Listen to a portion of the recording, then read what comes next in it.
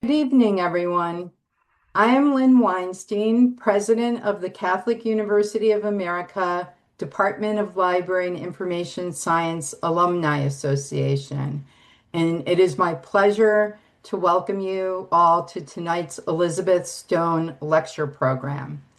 This evening is brought to you by the CUA DLIS Alumni Association with the generous technical support and presence of the Department of Library and Information Science.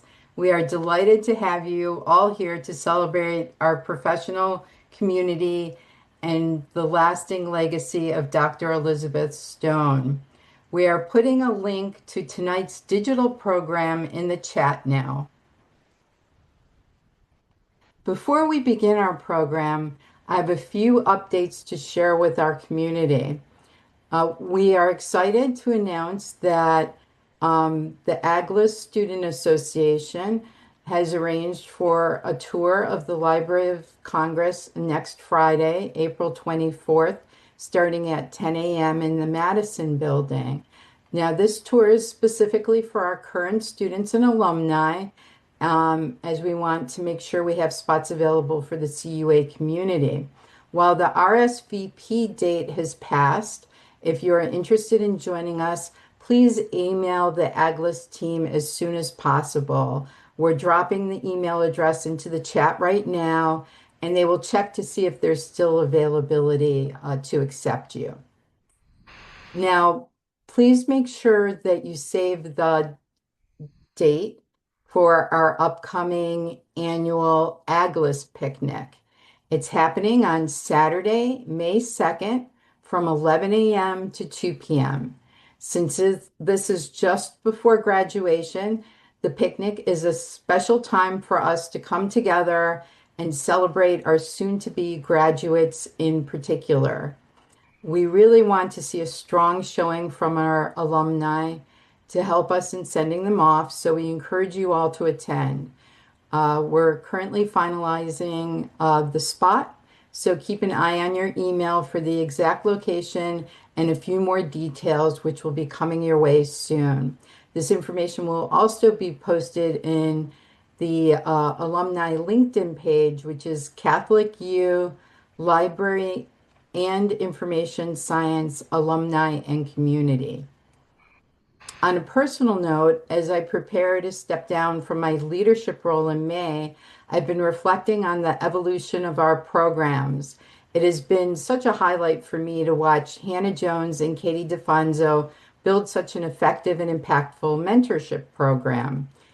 Seeing the Alumni Association, AGLIS, and the department work in such close harmony on things like the resume clinic and our panel discussions is incredibly rewarding.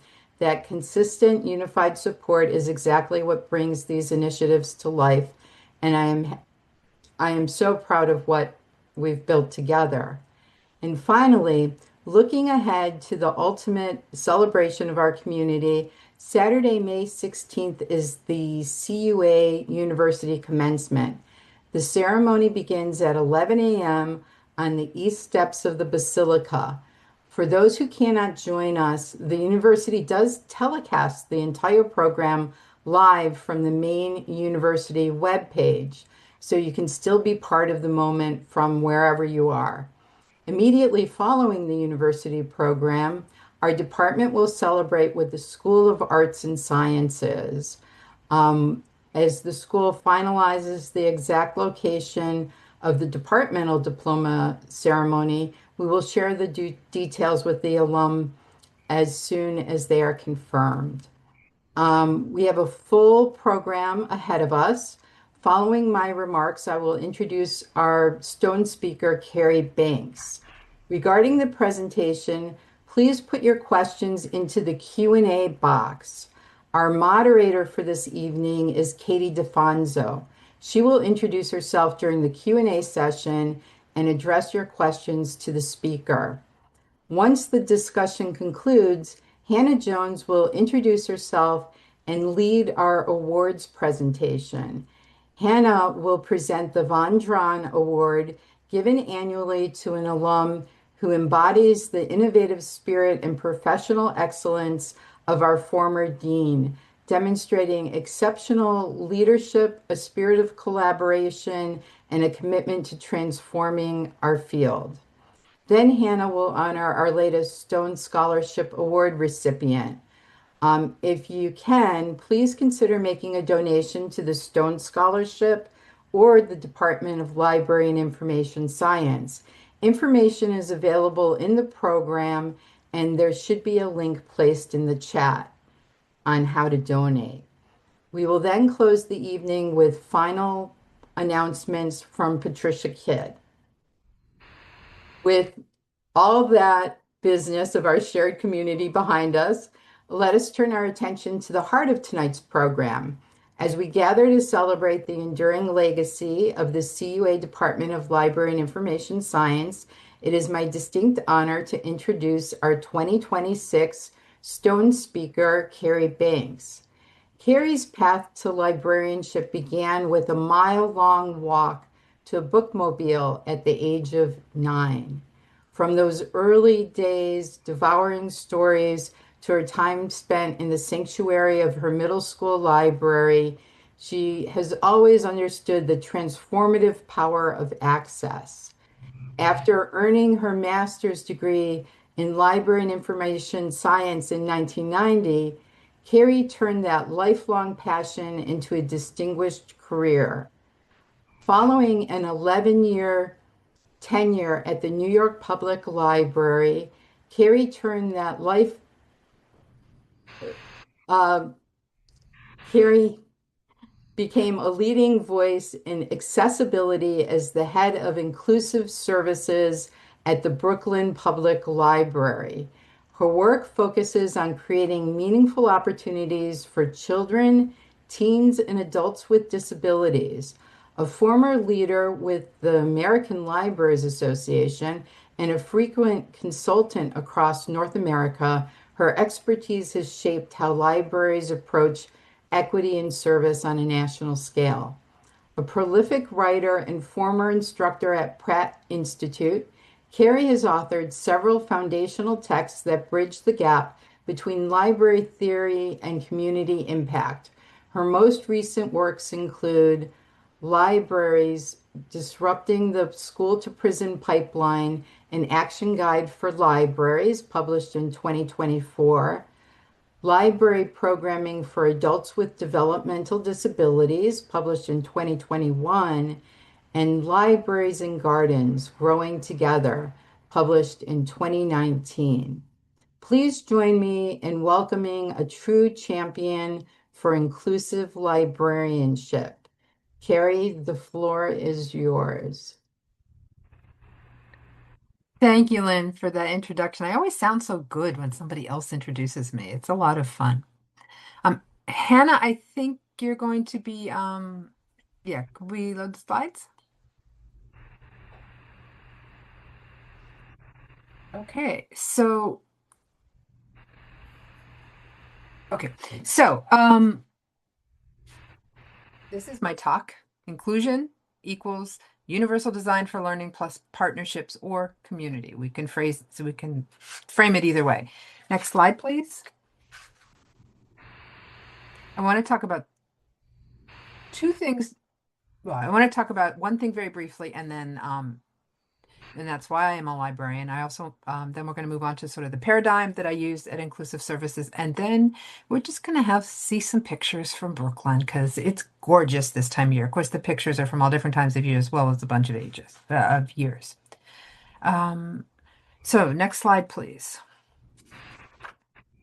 Um, First of all, I want to be clear about what I do is not what I do, it's what we do at Inclusive Services as a team. And there's some of our team members in that first picture there at an outreach event. But I became a librarian in part because I love stories and in part because I befriend two librarians befriended me, in one in middle school and one in high school, and it just had a really big impact on me. Um, I have learning disabilities, dyslexia and dysgraphia, so it's hard for me to both read and write. And it didn't matter to either of them. And they were happy for me to read however I read, as long as I was enjoying it. And that was a new experience for me. So So I really appreciated that. And I volunteered in libraries after I graduated, and that set me on a path to library school. But what the other thing that's missing from that biography is that one of my first memories of a library is being excluded. My mother had died when I was oh, 6. I knew that. And so my father would take me places. And one day we were in the museum, and in Pittsburgh, the Carnegie Museum was attached to the library. And we walked by the library, and there was this gorgeous sign, big, beautiful, exciting sign that said, Mother-Daughter Story Hour, come on in. I looked at my father, and he looked at me, and we both shrugged our shoulders and moved on because this was clearly not something that we could attend since my mother was dead and I only had my father. Um, and that really stuck with me in a way that it just, from time to time, it would come back and cross my mind whenever I would walk into a library. So that was, strangely enough, one of my motivating factors. So on the screen, we've also got pictures of me talking to a toucan, and that is at one of my presentations at the American Library Association conference. A participant at the conference brought that, and I would not let the woman leave the room until she introduced me to the toucan. That's me introducing, the next picture is me introducing Thomas the Tank at our sensory-friendly Meet Thomas the Tank event at the library. And finally, again, they're back to that team thing. That's me and two of my team members, Zadine Richardson and Sammy Stern, receiving an award from a self-advocacy group in New York that I'll talk about a little more in a minute. Oh, next slide, please. Um, so some more pictures. When I started at Inclusive Services, there were 2.5 staff. I was one of them. And the previous year, we had served 800 people at 1.5 sites. Now, almost 30 years later, 27 years later, there are over 7.5 staff. It goes up and down. 6 regular contractors, 4 regular volunteers. This is a snapshot right now.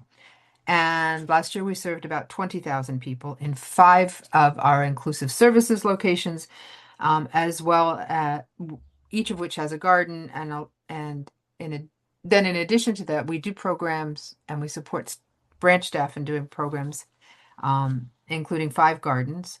And we also have a fully formed hospital storytelling program that goes into hospitals and clinics and reads to folks and reads to children and teens and gives them books to keep. So the theme here is that we're trying to meet people where they are in the community. We know not everybody can come to the library, so we sometimes need to go to them. When I first started, somebody had put a map of the branches on my bulletin board. It wasn't me. I don't know why they did that, except maybe they were trying to tease me about having worked at New York Public Library. I have always lived in Brooklyn, by the way. Um, so I looked at the map and I circled all of the accessible branches, all of the branches that were wheelchair accessible. And I looked at it and said, "Good, that's where we're going to be. That's where I want to be, and that's where we're going to be." And that's what I've been working towards ever since. And we're getting there. We're getting there. I still have the map. Uh, so on this slide, that first picture is another, on the slide is another group of our team members. That's me, Regina, Mickey, and Henry there at a fair at the library. The next one is at somebody else's fair, and that's Margaret and Andre and Keisha.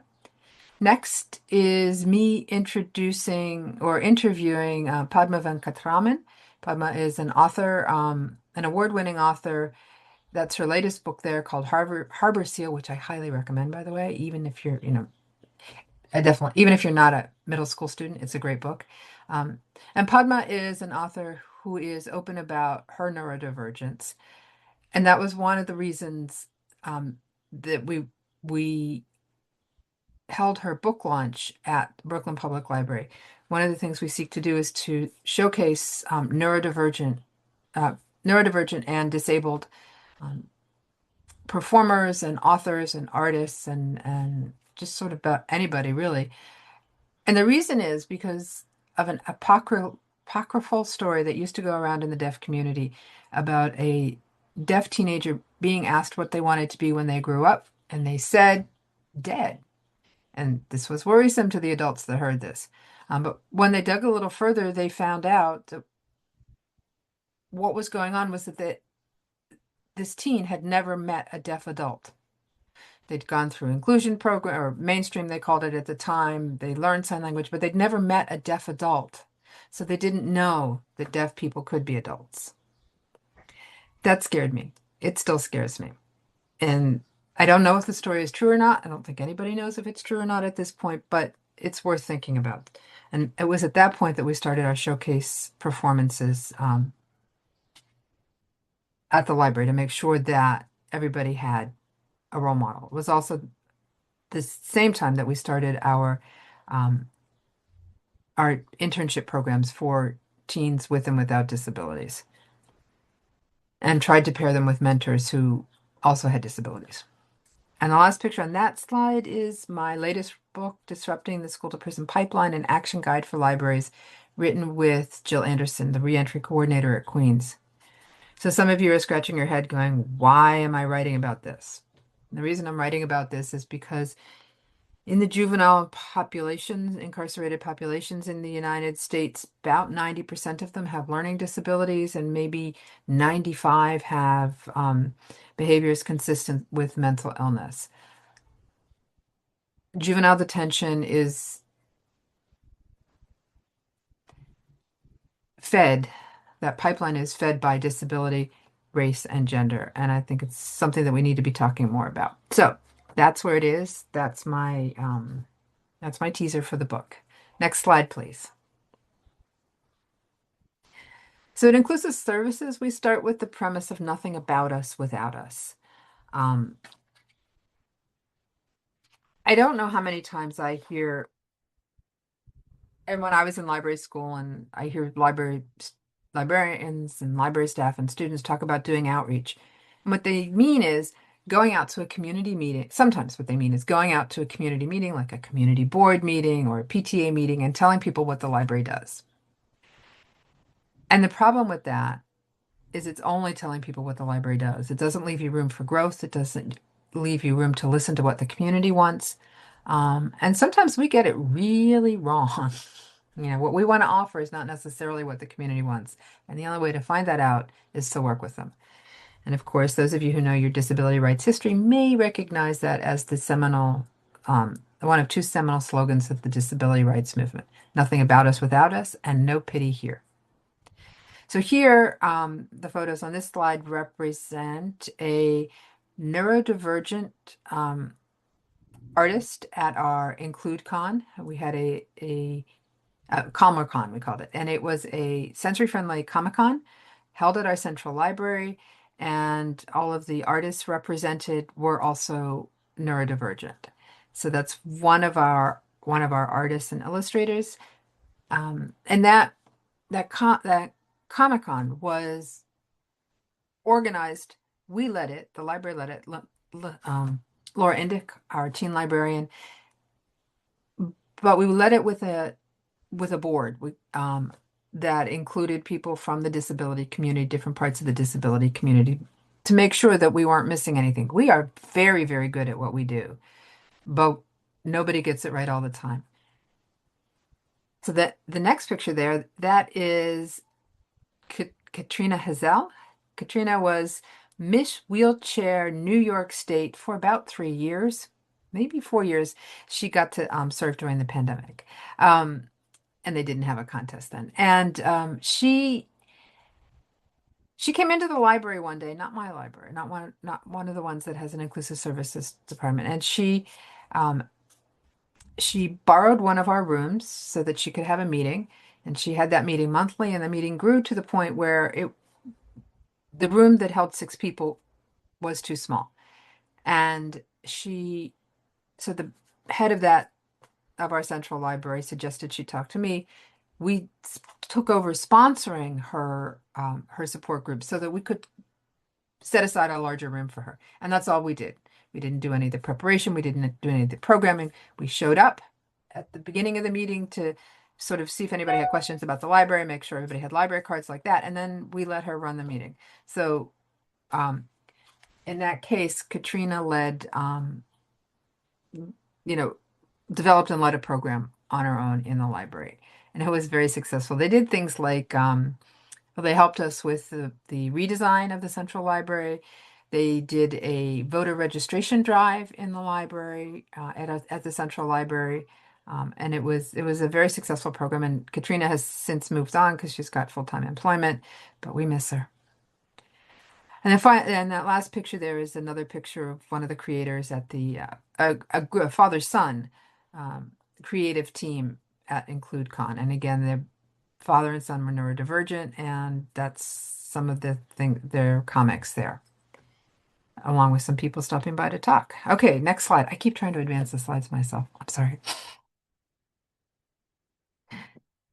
So that's our formative idea, right? Nothing about us without us. And I should also say that when I hire staff, I'm looking for people who have personal experience in the disability community, whether that means they have a disability themselves, they have a relative with a disability, maybe that means they taught special education, um, or maybe that means their best as cerebral palsy. I don't know, but I'm looking for that connection with the disability community, that real connection with the disability community.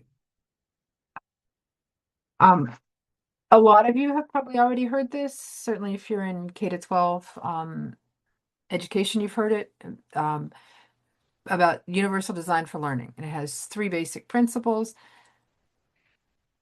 And the idea here is to reach all learners, right? Most of us about 60% of us learn primarily through words and lectures like this, and we're comfortable with that. But a lot of us, at least 40% of us, right? Um, so how do we convey information to that 40%? And how do we reinforce it for that 60%? Well, the way we do that is by multiple means of representation, and we present the material in different ways, right? There's different paths to it. So when I was teaching at Pratt in the graduate library school there, first of all, the teaching time in class was predicated on people having done some of the basic readings. And the readings, people had choices of actually reading print material, of watching videos, of listening to podcasts. So however they wanted to or were comfortable with or had the time for getting the information, they had different options. Then when we came together in class, we talked about it. We talked about it as class as a whole. We talked about it in small groups, and then we did some activities around whatever the theme was. So we were presenting, I was presenting that information in a variety of ways. And people I found mostly they did the readings and then they did one of the other things. And almost everyone participated in class in one way or another. Then we allowed for I allowed for multiple means of action and expressions, right? And this is more about the how we learn, um, and how we express what we learn. So some of some schools now use portfolio systems instead of standardized testing, right? I am terrible at standardized tests, right? I have dyslexia and dysgraphia. I couldn't pass the GREs to save my life. Um, And yet, I have a graduate degree and I've made a successful career as a librarian. If the GREs had been the only way that I could prove my worth to the graduate school, I would not have gotten in. And we need to account for that because I'm not the only one. We need to account for that in the wider world. At its simplest level, it looks like this. When they started state testing in New York State, they had a little they had a little booklet. You did some readings, you answered some questions. Somebody pointed out that they needed blind people couldn't take the test, blind kids couldn't take the test. So they did the right thing. They brailled it. And on the first test, they handed out the test, they handed out the question booklet, and the first question said, turn to the cover of the booklet and look at the picture there and answer the following questions. So they kind of got it right because it was in Braille, but then they'd asked people to do something that was completely inaccessible to them. And that was a representation problem, but also an action and expression problem because they didn't give them a way to braille their answers to the questions. They didn't have computers and they didn't have enough braille. They didn't have uh, styluses and braille boards to have them do that. So we need to let people express um, what they learn in a way that's comfortable for them. And finally, engagement. Um, this is hard to do online, but I'm guessing a lot of you maybe didn't like math in school, maybe don't like it now. And you can put that in chat because I am curious about that. So the first thing I'll say is that probably means you didn't have a good math teacher. Um, and but there are still ways to interest people in math even if they don't like it, and that's by starting where they are, right? And bringing them to where you want to be. And if you read any of David Macaulay's comments on the books, the amazing children's books he's written about architecture and art, um, written and illustrated, you'll find he talks about being an engineer and a mathematician, and that's what his degrees are in. But he learned that from through art, right? He learned how things work through art, and he learned to express himself through art. So his love of art led him to music and I'm sorry, art and architecture. I didn't have to deal with that much at Pratt because people were there because they wanted to be there. Oh, Thomas loves math. I'm guessing, Thomas, that you're male, um, and it's women who really have a hard time with math, more like Linda's experience.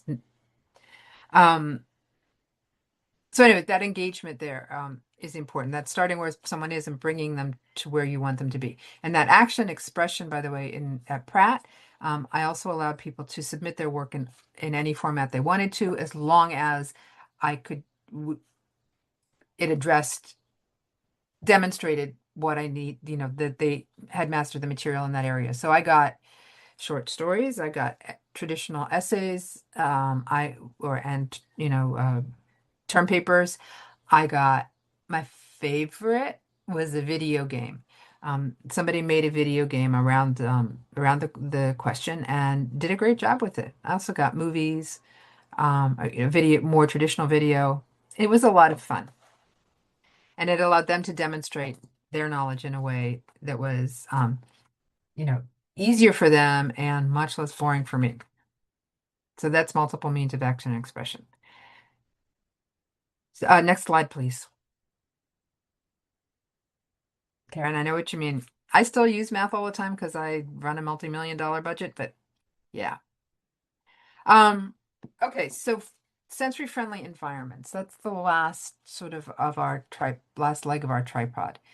Um, so you can't hear this right now, but there's some birds outside the window over there who are chirping away very happily. There's a fan going on above my head. And I am still able to focus on this, but someone else might not be, right? Someone else, there's birds outside, might distract them. The fan might distract them. Maybe it's the sound from the fan. Maybe it's the air going around. Um, and our libraries are like that too. There are a lot of things that most people can easily screen out, right? Filter out, but some people can't. And we need to be thinking about that when we're thinking about how to make people comfortable in the library. So what you see here is the basic of our sensory zone kits that Inclusive Services has sent to most of our branches at Brooklyn Public Library. Did I mention we have 62 locations? Um, so we've got noise canceling headphones. We have a baseball cap, right, to block the overhead lights.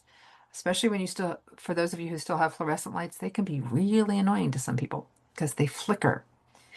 Then we have some basic fidgets there, a bolt a nut and bolt, large nut and bolt. We have a prickly fidget with it's got little spines on it. We have a sort of soft one, which is um, soft and stretchy, kind of like this one. It's a caterpillar and it's really cool, or I like it. There's one of those bubble fidgets and a tangle, which is another one of my favorite fidgets. And finally, we have um, a weighted toy. And the idea is that having these available in programs and at the library, you know, lets people come to homeostasis, right? Lets them be comfortable in themselves, lets them deal with the distracting issues that they have, and helps them sort of stay focused, for lack of a better word. Okay. Karen, can you put or Karen, can you put that in your question in the question and answer feature? Because I'm not going to be able to scroll back to this at the end and remember it's there. So basically, the idea of sensory friendly environments and kits is to give folks the toys that the toys, well, okay, so they are toys, but also they're tools and to give them the tools that they need. Right now, the one I'm mostly playing with is a set of magnetic balls, and I can just hold it in my hand and play with it and not have to think about it. Okay, next slide, please. So what does any of that have to do with a library, right? Inclusive Services has a lot of partnerships, and the Brooklyn Developmental Disabilities Council is one of our oldest. When my second month there, somebody said, go to this meeting, and I went to this meeting, and it was amazing. It was a bunch of adults with developmental disabilities, autism spectrum disabilities, intellectual disabilities, meeting with providers, people who provided care and support for them, educators, and family members. And together they were setting the agendas for developmental disability services in Brooklyn. And they were troubleshooting when somebody was graduating from leaving high school and or leaving Department of Education services and needed more support, right? They were helping them find the services that they need. They do just amazing things, but they are one of our um, closest partners. And again, it's all aspects of the community: self-advocates, family members, care providers, educators. And for a year and a half, maybe 2 years, I just went and listened to what they had to say, right? Every month I went, well, 10 months a year, I went. And after a while, I got to be known as the librarian. And, after the first 6 months, people stopped asking me why I was there, which I found helpful. Um, and then 9/11 happened. And particularly folks with intellectual disabilities and other neurodivergent folks on the autism spectrum, a lot of them had a hard time understanding what was going on. And people weren't talking to them about it because they were trying to shield them. Um, just a heads up, folks, that never works. You can't shield people from bad news, whether they are adults with disabilities or children. You just can't. So they were, and so people, and then one of the committee members came to me and said, do you have books about this kind of thing? And I'm like, yeah, we have books about this kind of thing. We have books about trauma. We have books about, we didn't call it trauma then, but we have books on mental health and when bad things happen. We have them at a variety of reading levels. We can get things together for you. And I did. And at the same time, we'd been working with New York State, and they had lost track of a major organization, the Chinese American Planning Council, that worked with folks with disabilities, and they were 7 blocks from Ground Zero, and they just couldn't find them. And so, out of desperation, they called me, and I knew where they were because I was working with them through the Brooklyn Developmental Disabilities Council. That New York State agency, by the way, had over a period of 3 years funded us for $75,000 to roll out specific types of programs. So that was also a partnership back and forth too. Since then, we have co-created programs on different topics like the transition from school to adult services, mental health services, and folks with developmental disabilities. I have gone to many, many agencies and schools through their connections. Um, when we first did when Inclusive Services first, when we developed our our garden manual, we screened it at a Developmental Disabilities Council meeting, a 20-minute film. It was great. And this is my favorite. Um, Budgets were tight, and people with particular developmental disabilities, but all types of disabilities tend to um, know about tight budgets and budget cuts before the rest of the city knows because they're first hit. So one day, one of their budget advocates, I was not at this meeting, I was at ALA. One of their budget advocates was going on about how the budget fight and how it was going and where they were going. And apparently at one point she said, we don't spend money frivolously like the library does. Now remember, I wasn't there. And the person who was there, from the library, they didn't know who she was because she was new. And apparently like this sort of murmur went out through the crowd, like disagreeing with that characterization of the library as frivolous. And the chair of the committee said, We don't diss the library here. They are our friend. So I want you to think about it. This is a time when these services for this particular group of people are about to be decimated. And these are services like food support, housing, physical therapy, medical care. And they are saying to this person, don't diss the library. They are as important to us as that was just, and in the end, none of our budgets were cut a lot. And truth to tell, it hurt them more than it hurt me because even minor cuts in those situations were bad. Okay, next slide, please. Um, so the Brooklyn Family Support Services Advisory Council, or the BFSSAC, is a group of self-advocates and their family members. So these are adults with, again, developmental disabilities, and the people that advocate and who advocate along with their family members at the state and local and federal levels for support. And Chris Greif, who has had various roles in the council, but almost always some kind of leadership role as long as I've known him, or no, maybe for the past 15 years. I've known him for close to 30 years since he was a teenager. Anyway, he and his family took the library, took inclusive services under their wings. And Chris went to a couple of our programs as a team, but not many because he was too old. But they referred people to us. They invited me to their meetings. They spoke up for the inclusive services at community board meetings. And our partnership has grown over the years. And most recently, and they tell me what I'm doing and what I'm doing wrong, which is really nice. Most recently, we've had, for the past 3 years, an ongoing partnership where we do resource fairs, developmental disability resource fairs at libraries throughout Brooklyn. Remember, we have 62 locations, so it's going to take me a long time to get through all of our libraries. But this is a picture of one of our fairs um, at the Greenpoint Library. And we are reaching anywhere from 15 to 70 people a month through these fairs who would not otherwise necessarily be coming to the libraries because people with disability do not see the libraries as their sort of obvious location. So that's again one of our longstanding partnerships led by folks with disabilities. Okay, and I think we're going to skip the next slide. Oh, no, wait. No, we're going to the next slide. Please, multiple means of, oh no, we are skipping that slide, sorry. Multiple means of engagement.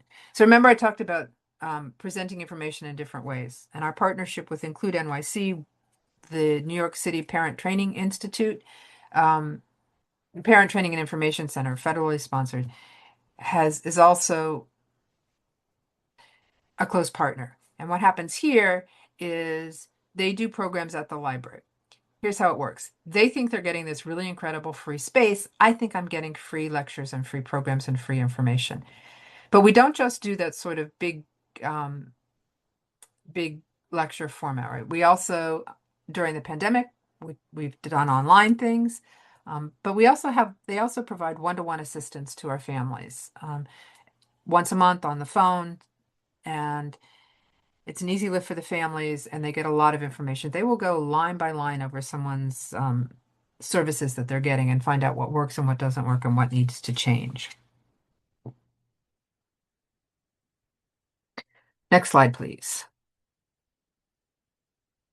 Multiple means of engagement and uh, multiple means of presentation again. And these are pictures from Adapt Community Network, and they are a full service agency serving kids from early intervention programs through high school, and then they provide adult services too.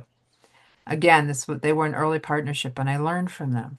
I learned how to talk to someone who doesn't talk, right? How to use a picture exchange communication system. They learned from me that that person who doesn't talk may be able to read, regardless of whether they can talk. Um, they gave me opportunities to speak with parents and students and find out what they needed and to share about the library. Um, and they also brought me in to train their staff on early literacy and folks with disabilities.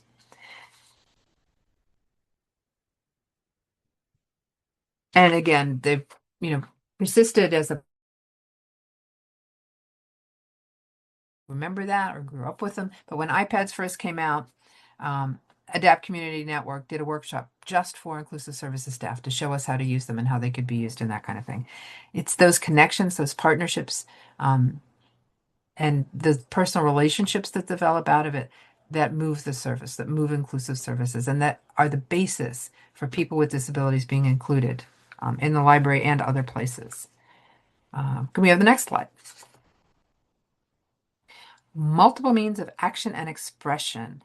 Um,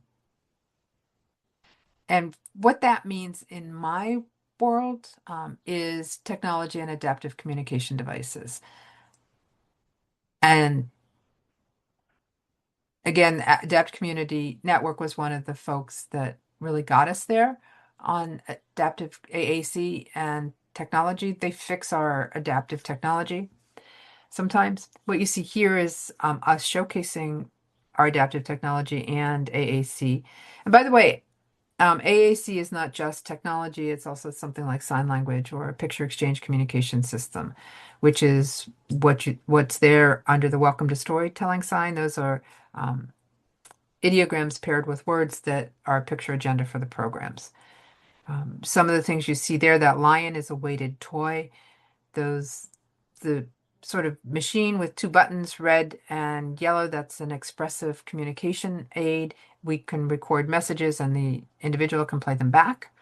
Um, and there's some other things on the table, a visual timer, some of the sensory stuff we talked about earlier. But the other thing you see there are two dolls in wheelchairs.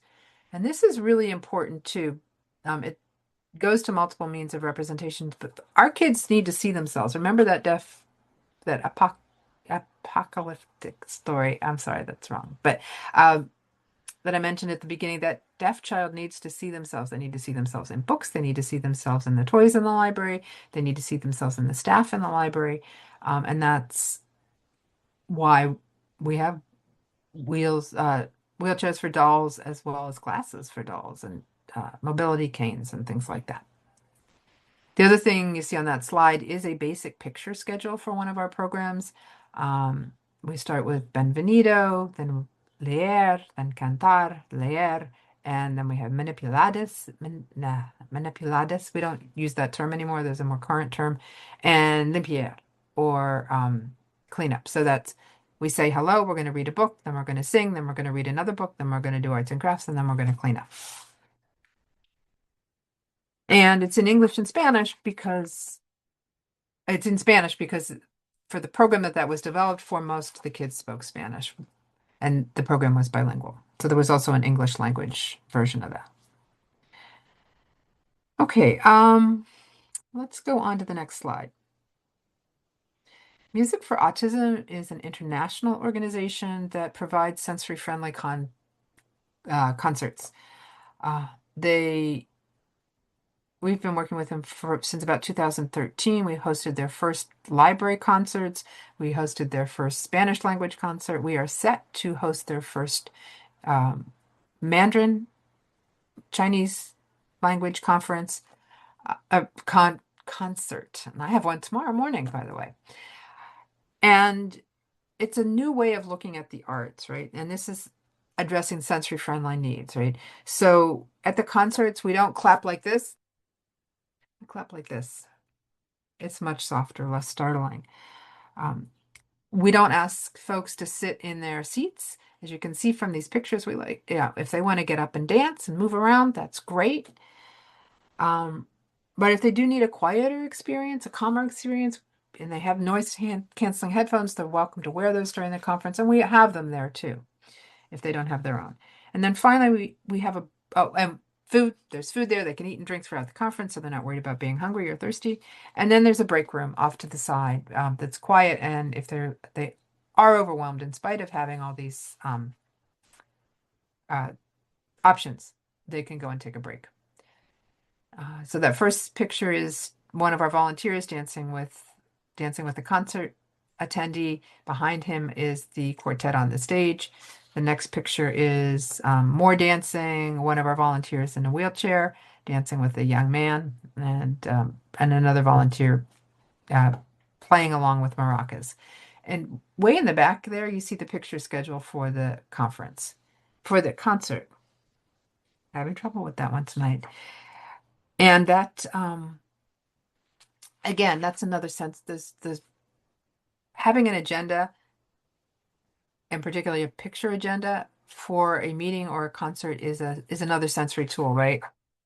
You know how if you're in a meeting or maybe a webinar and it's been going on a while, and all of a sudden you realize that maybe you shouldn't have had that, large coffee just before the meeting, and you don't know if you're going to last for the meeting or not, right? Are you going to have to leave, get up and leave and come back? Oh, if you get up and leave, can you come back? Um, but if you know how long it's going to last and you know when things are going to happen, you can say, okay, I can sit here for another 5 minutes. I don't have to worry about leaving and come back. You're sort of calmer, more able to attend to what's going on around you. And that's what those visual schedules do for our concerts and for all of our programs at Inclusive Services. And I use them in the at Pratt too. We always had an agenda and we always stuck to it.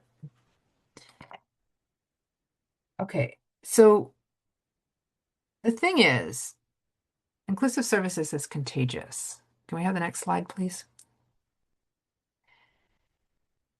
I mentioned earlier that we have distributed sensory zone kits to about 40 of our 62 branches, and each one has used them in a different way. Some just put them out on the desk, make them available for patrons to do to take their in take what they need or what they want. Others branches have pushed them into their existing programs and again just made them available in the programs for people who want to use them. Some branches, and that happened completely without inclusive services involvement. Some branches have developed sensory programs. Some of them are very light lift. They just take the sensory kits out, put them in the room, dim the lights a little bit, and let people play with the toys. Some of them are sort of more uh, have take a little more work, so they might put out some activities. One of them, they make fidgets and people take home the fidgets. Um, in one area, in another area, they're just quiet. This particular one at the Leonard branch is one of the more complicated one because they have an area set aside for sensory avoiders, and that's that first picture, right, where you see the noise canceling headphones, the baseball caps to block the light, and some soft activities that they can control like a tube with feathers in it, right, and then some fidgets. That middle one um, is from the bright side of the room. So that's the dim side of the room. This is from the bright side of the room. And the lights are dimmer there. In the bright side of the room, we have active toys, we have weighted toys, we have fidgets that are noisy, um, and the brighter lights. So on different sides of the room, we're accommodating sensory seekers and sensory avoiders. Uh, the third picture there is of one of the quiet areas, which has a little like not a tent, but a tent on top, right, to block the lights, and then in the shape of a leaf, and underneath that is a cute green rug with some toadstool pillows on it, and a book and some noise canceling headphones. That's a quiet area. Then next picture is you see the PECs, right, the picture exchange communication systems for some basic words that someone might need in a sensory room, like water, lights, if they have questions, what time it is, things like that. And then finally, we've got a room in full use by a little girl sitting on the floor with some sensory tools and some blocks, commercially available blocks, and just having a good time.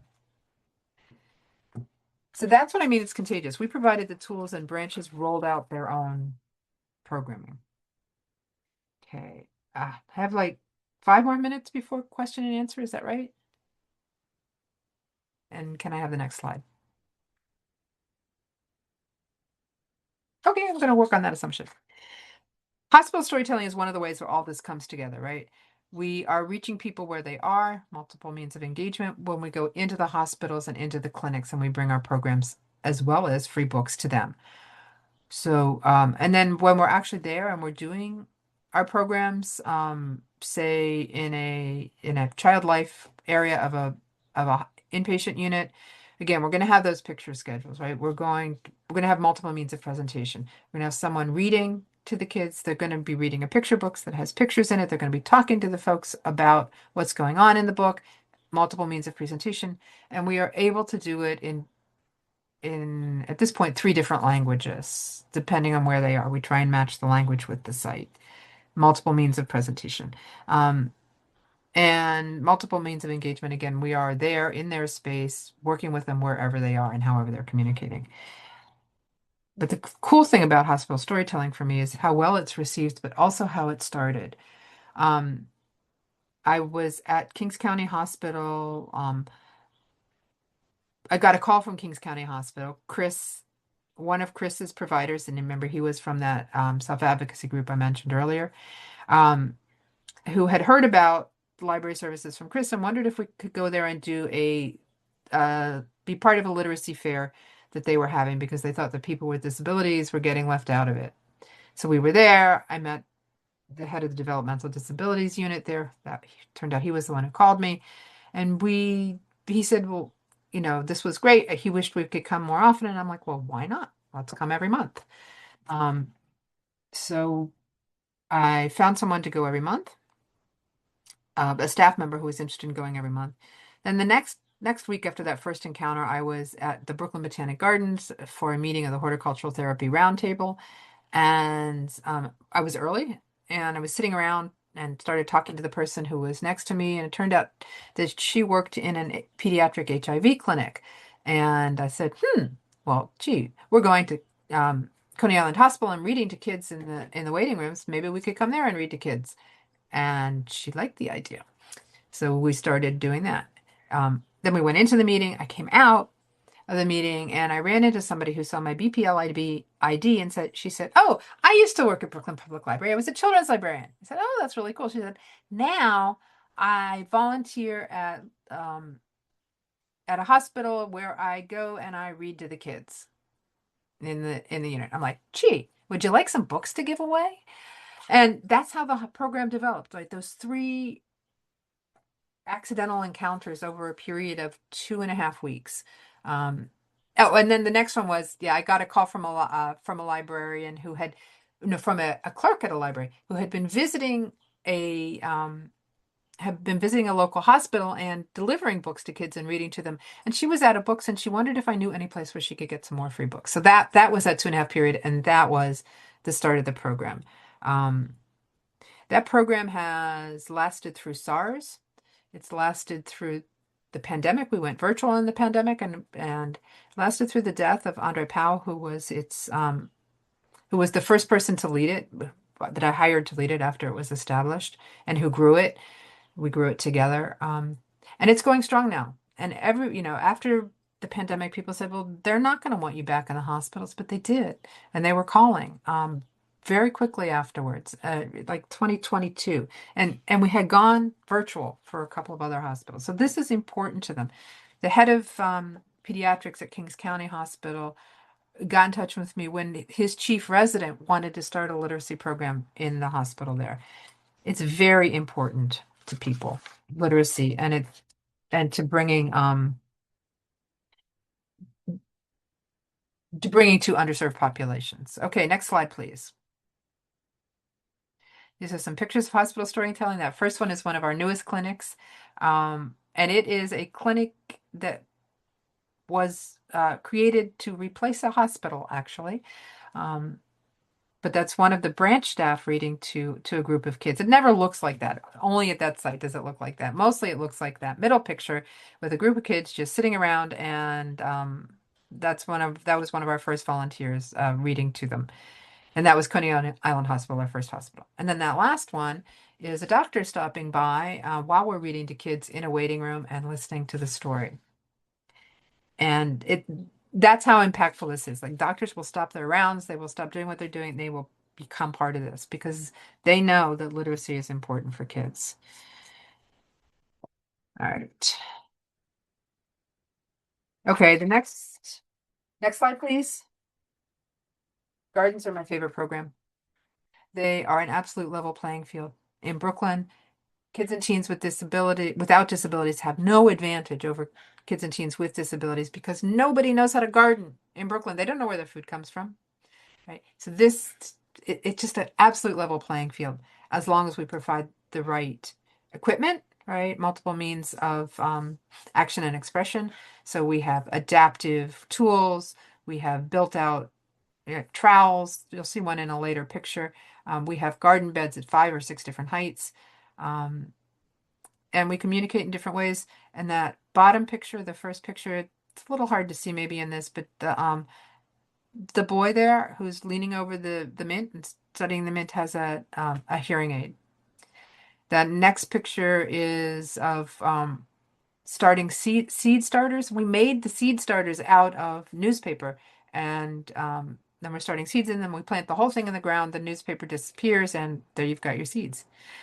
Literacy, right? What does a garden have to do with literacy? Well, when you write the words on the wall, it's got a lot to do with literacy.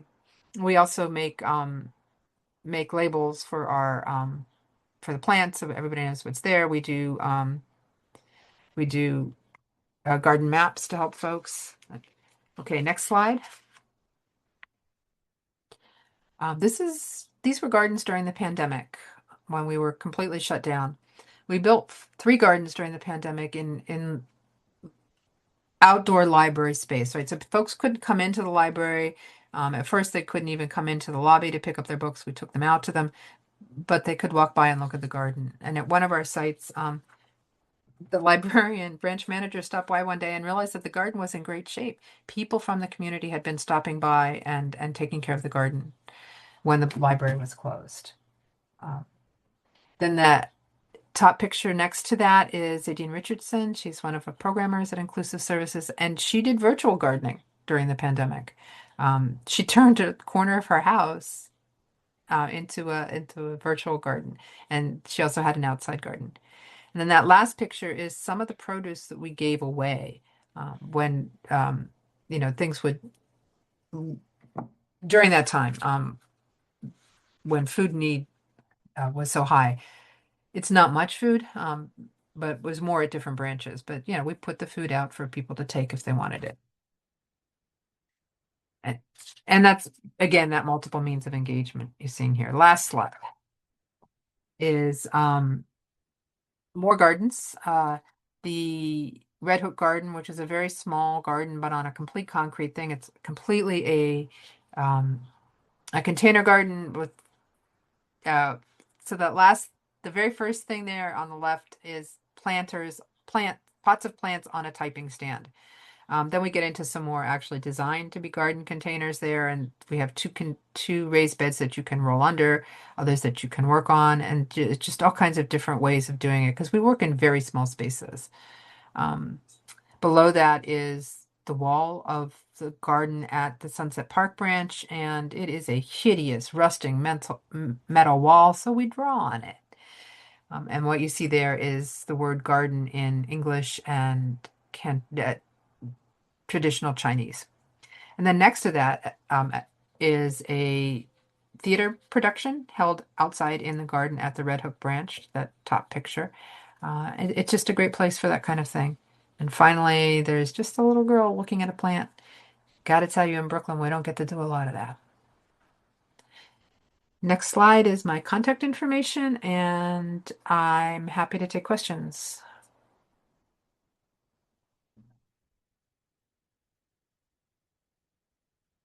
Okay. I see one from Ashley Brown there.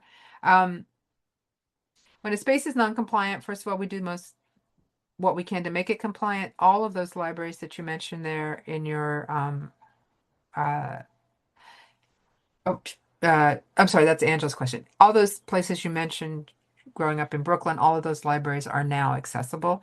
Most of our libraries are, um, but we just don't work in non-compliant spaces. And we can do some things there, and I do encourage staff to, but inclusive services, like the sensory programs, can be done in non-compliant spaces, but it's not something that that inclusive services staff can do.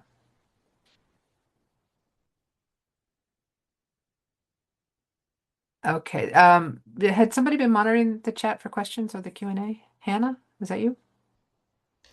I believe it is Katie, and she is Oh, trying to Katie. speak, but I can't hear her. Oh, sorry, Katie.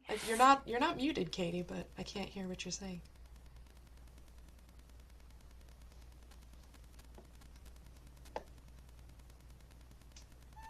Katie's now frozen. Yeah, she was able to speak before the meeting started, I promise. Yeah. I saw a question earlier. I'm just going to go ahead. I see a question from Lynn. I know people with disabilities often don't reveal themselves to professors or employers, even when it can be helpful. How can academic institutions and employers assist people with disabilities who they may suspect has a disability, but doesn't reveal it or support it with documentation? Well, we go back to that where I started, which was universal design for learning, right? If we are thinking about meeting all different kinds of needs from the beginning, whether it's with staff or students or the public, then hopefully you don't have a situation where someone has to ask for an accommodation, right? Um, and in terms of disability disclosures, it's never about the disability, it's about the support needs that people have.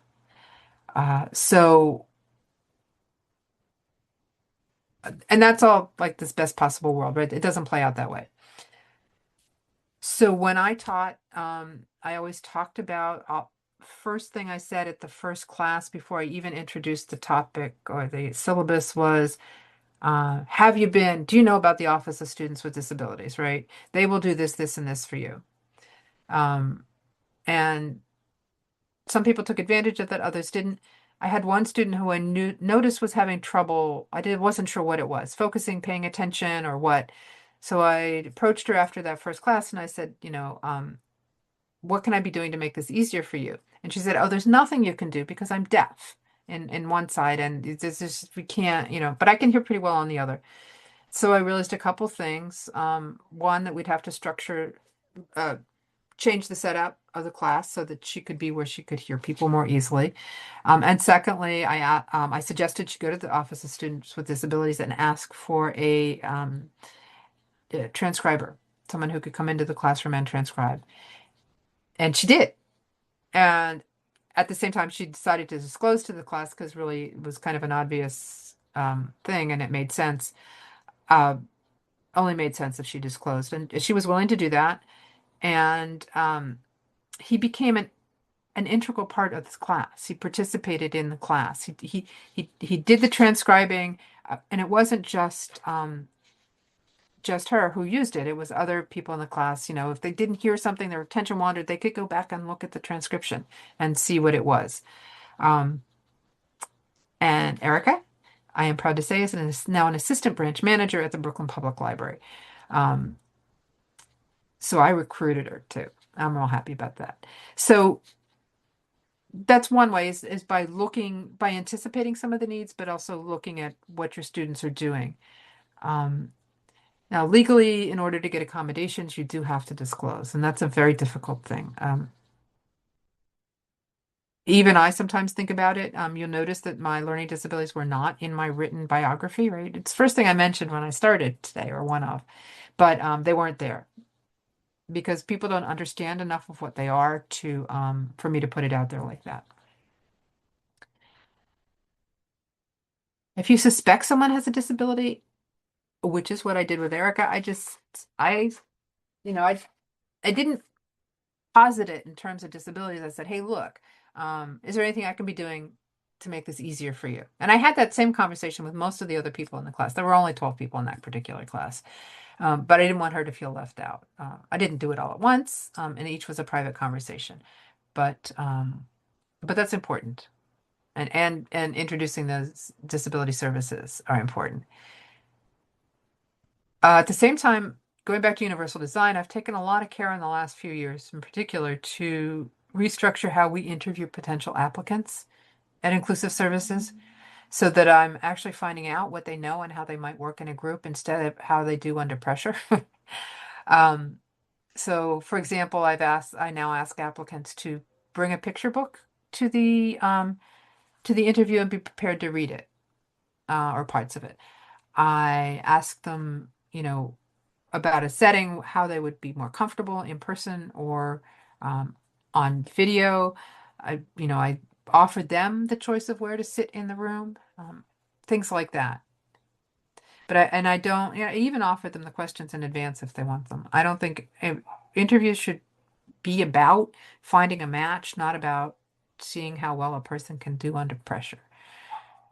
Um, so those kinds of things too. And that again, that's universal design for learning. I am creating, uh, using universal design to create an interview that where I have reduced barriers where I can. And we also, I know we now ask if they need a sign language interpreter, if they need what they need at the interview to be comfortable, essentially.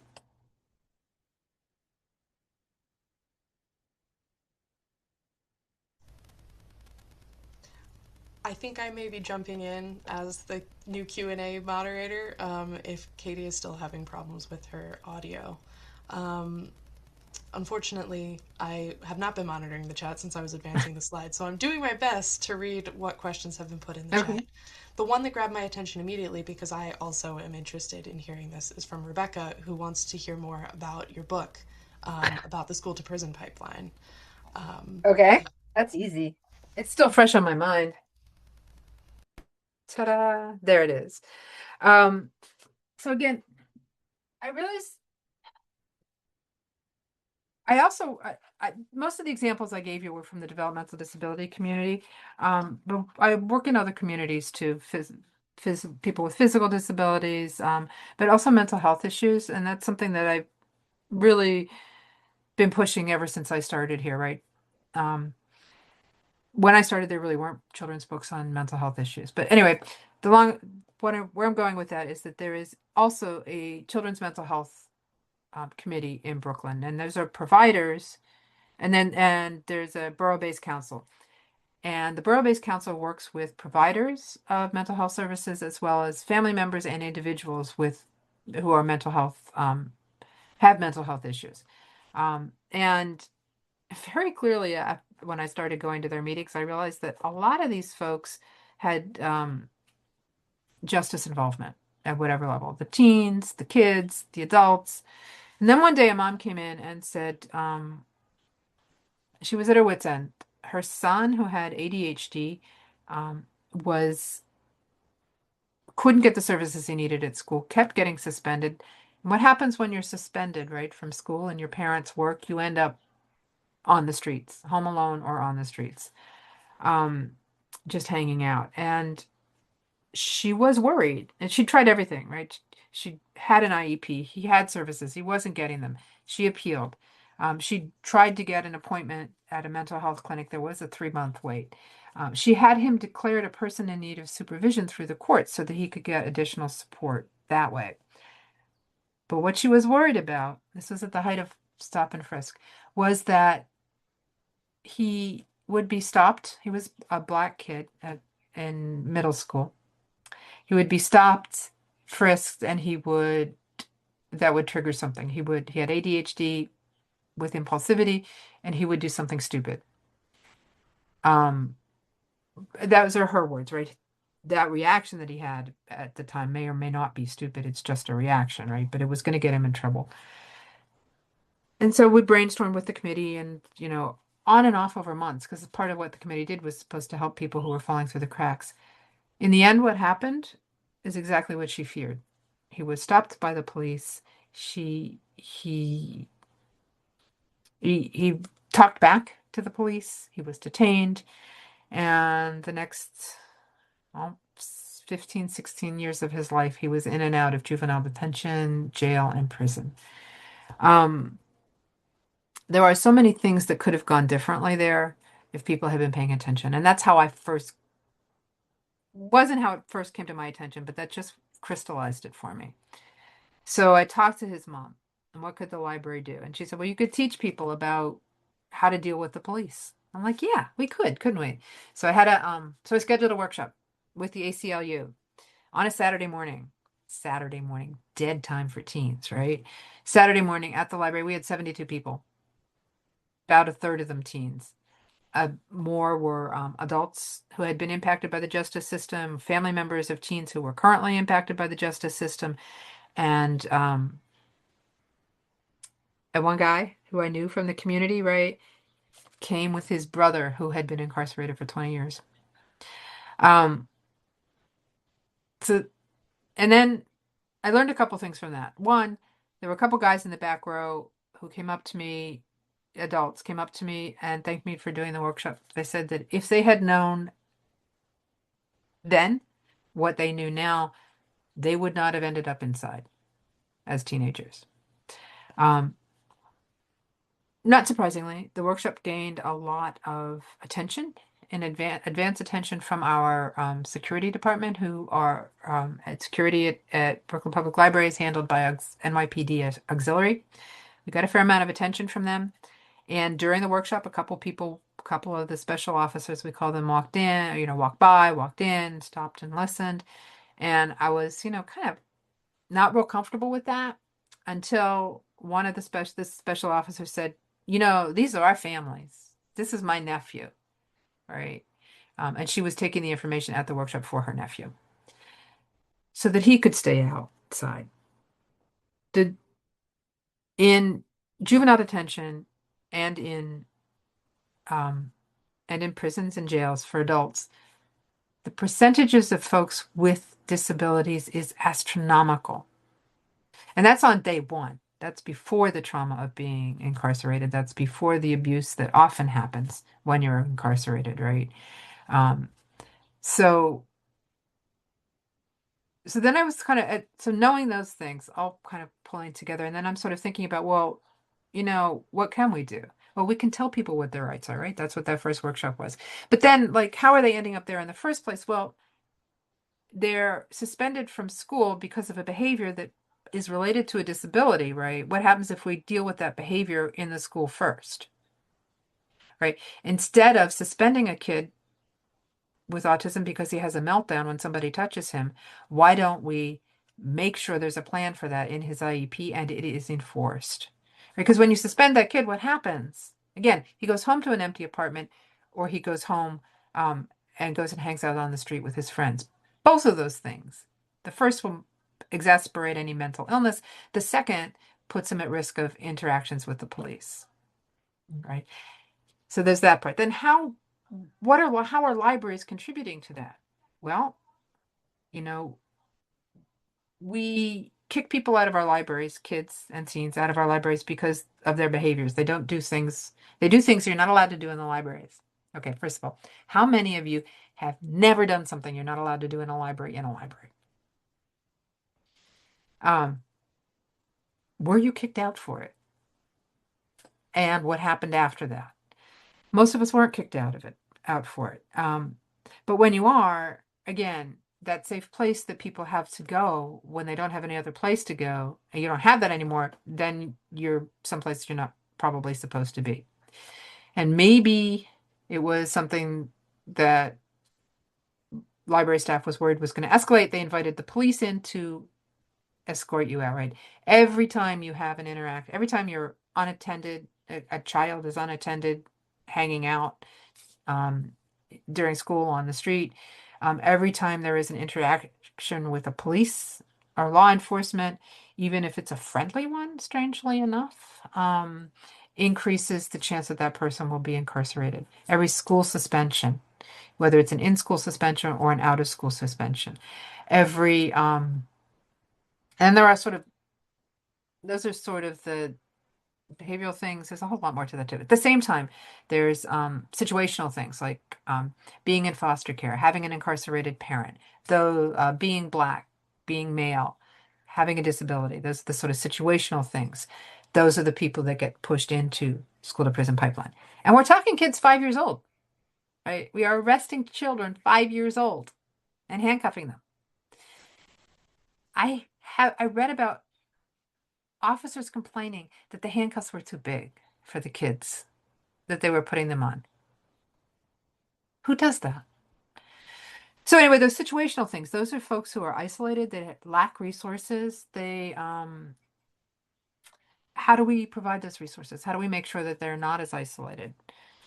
Sky Patrick at the Los Angeles County Library System. No, Los Angeles Public Library. I always get those confused. Sky Patrick created an internship program for foster care youth, specifically for foster care youth, right? Um, she Other places have done other things, similar programs. At Brooklyn Public Library, we have televisiting. So folks with incarcerated relatives can visit their relatives uh, through it's not Zoom, but through virtual platforms, right? Again, helping reinforce family ties, keeping folks connected, whether it's a child who's incarcerated talking to their parent or a parent who's incarcerated talking to their child, reading their child a book, playing with the toys. Um, it builds those connections. When a parent is incarcerated, the chances that the child will be incarcerated go up significantly unless the parent is an abuser. Um, so those are the kinds of things that were playing around in my work in my life that led to this book. Jill Anderson works on more on the reentry side, though that's also something that I do. We are currently writing a reentry guide for teens at Brooklyn Public Library. I think it will be the first library reentry guide for teens, um, children and teens anywhere in the country. Wow. Well, thank you. Um, I Probably don't. more than whoever that was wanted to know. Sorry, I get a little passionate about this one.